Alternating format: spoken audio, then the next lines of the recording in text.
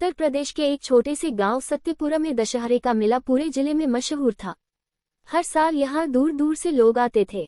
गांव का मैदान सजाया जाता, मेले में झूले, खिलौने, मिठाई की दुकानें और सबसे खास रावण, मेघनाद और कुंभकर्ण के विशाल पुतले। गांव के बच्चे साल भर इंतजार करते कि कब दशहरा आएगा। उनमें से सबसे ज्यादा उत्साहित था आदित्य, जो गांव के मास्टर जी का बेटा था। आदित्य 10वीं कक्षा में पढ़ता था, पढ़ाई में अच्छा था और साथ ही गांव के हर त्योहार में सबसे आगे रहता। उसके पिताजी रामलाल मास्टर गांव के स्कूल में अध्यापक थे। वे बच्चों को हमेशा सिखाते, बच्चों, दशहरा सिर्फ रावण जलाने का दिन नहीं है, ये हमें सिखाता है कि बुराई कितनी भी ताकतवर क्यों न हो, अंत में अच्छाई ही जीतती है। गांव में इस बार का मेला खास होने वाला था क्योंकि जिला प्रशासन ने इसे और भव्य बनाने का ऐलान किया था। मंच सजाया जा रहा था जहां रात को रामलीला का अंतिम दृश्य होगा, भगवान राम का रावण पर विजय। आदित्य और उसके दोस्त सोनू, मोनू और कविता मिलकर रोज शाम को पुतलों की तैयारी देखने जाते। वे बड़े बड़े बांस, रंग बिरंगे कागज और आतिशबाजी से बने पुतलों को देखकर दंग रह जाते। कविता बोली, देखो तो रावण कितना बड़ा बना है इस बार, शायद 50 फुट से भी ऊंचा। सोनू ने हंसते हुए कहा, हाँ, और जब फटेगा तो आसमान तक आवाज जाएगी। आदित्य थोड़ी देर चुप रहा, फिर बोला, जानते हो, असली रावण तो हमारे अंदर बैठा है, झूठ, लालच, घमंड। अगर हम इन्हें नहीं जलाएंगे तो ये पुतले जलाने से क्या फायदा? बच्चे चौंक गए। मोनू ने मासूमियत से पूछा, मतलब? आदित्य मुस्कुराया, मतलब ये कि हमें अपनी बुरी आदतों को छोड़ना होगा, तभी दशहरे का असली अर्थ समझ आएगा। गांव में चारों तरफ उत्सव का माहौल था।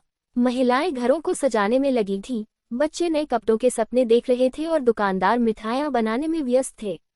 इसी बीच गांव में एक और कहानी चल रही थी, जमींदार वीरेंद्र सिंह की। वीरेंद्र सिंह गांव के अमीर जमींदार थे। उनके पास बहुत जमीन थी, लेकिन स्वभाव से वे घमंडी और कठोर थे।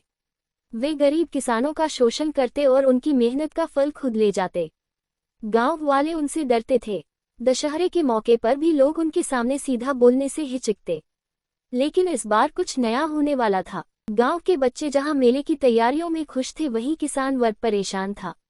जमींदार वीरेंद्र सिंह ने दशहरे से पहले ही यह ऐलान कर दिया था कि इस बार हर किसान को अतिरिक्त कर देना होगा। गांव की पंचायत में लोग इकट्ठा हुए। किसान रामस्वरूप ने कहा, जमींदार जी, हमारी फसल इस बार बारिश से खराब हो गई है।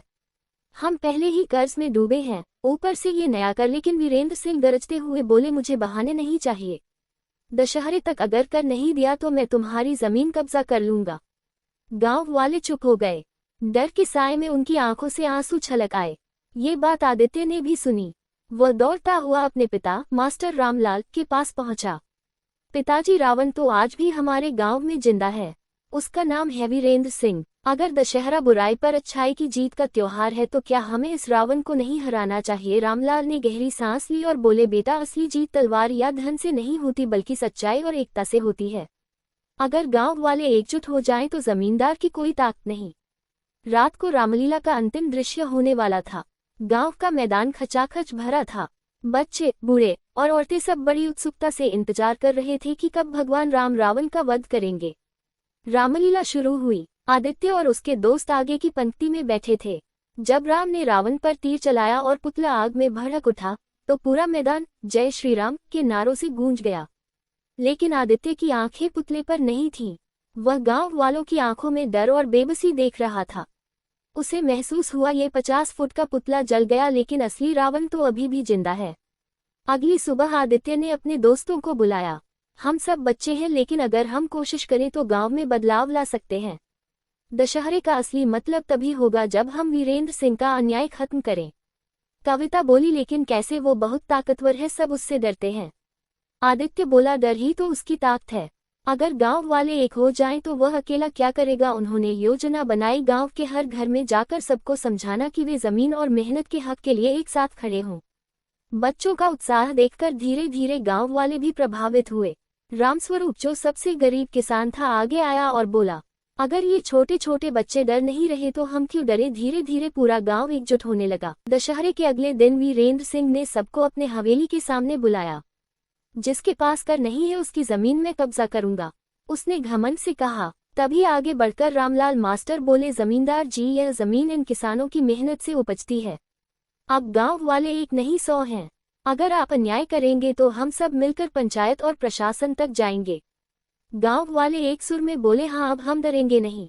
यह जमीन हमारी है, हमारा खून पसीना इसमें मिला है। वीरेंद्र सिंह एक पल के लिए घबरा गया। पहली बार उसने देखा कि गांव वाले उसकी आंखों में आंखें डालकर खड़े हैं। आदित्य आगे आया और जोर से बोला, आज हमने असली रावण को जला दिया है, डर और अन्याय को। गांव गूंज उठा, जय श्री राम, सत्य की जीत। उस दिन से गांव में बड़ा बदलाव आया। वीरेंद्र सिंह का घमंड टूट गया। उसने मजबूरी में किसानों की जमीन पर कब्जा करने का विचार छोड़ दिया। गांव वालों ने आदित्य को सत्यपुरा का छोटा राम कहना शुरू कर दिया। रामलाल मास्टर ने सबको समझाया, बच्चों याद रखो, दशहरा सिर्फ त्योहार नहीं बल्कि एक सीख है। हर साल हमें अपने भीतर के रावण, झूठ, लालच, क्रोध और घमंड को जलाना होगा। आदित्य मुस्कुराया। उसे लगा कि इस बार का दशहरा सच में पूरा हुआ है। पुतला जलाने से नहीं बल्कि गांव की हिम्मत और एकता से।